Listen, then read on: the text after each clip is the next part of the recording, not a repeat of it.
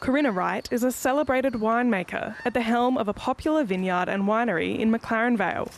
But like many women in the industry, she hasn't always felt welcome. I had a bit of a tough time in some of my first vintage positions. There was a bit of sort of general just sexism and harassment, pretty gross sort of stuff. How are we going today? What's people enjoying? Men and women study winemaking in equal numbers, but women make up just 36% of the industry. Corinna says it was a similar situation 30 years ago. It was sort of after I got into my career that then you start to realise that you're one of the few in the room. A key industry group commissioned a national study to find out what's driving women out of the workforce. The industry has demonstrated that it is very interested in change, and in fact it is on the journey of change.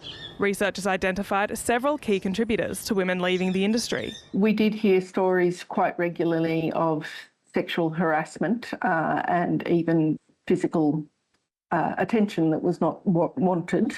They say workplace culture has improved, but sexism remains prevalent. The underlying assumption was always women had to prove that they were appropriate to be there. Corinna says the results align with what she's heard over the years. Oh, well, I can't hire that person because she's too hot.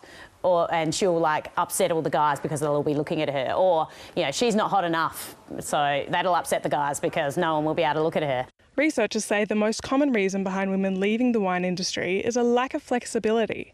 Many women said they had no choice but to stop working while having children. So they had real struggles with actually having a workplace environment that was supportive. I think a lot of people were expected to come straight back after they've had babies or, not leave at all or just lost their job. Australian Grape and Wine estimates it could take more than 200 years to achieve gender equity.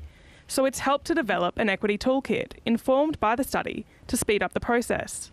To basically arm all of those businesses with that key information and those key tools, hopefully, ideally, will ensure that women are retained. A path to equality for an industry ready to change. Isabella Kelly, ABC News.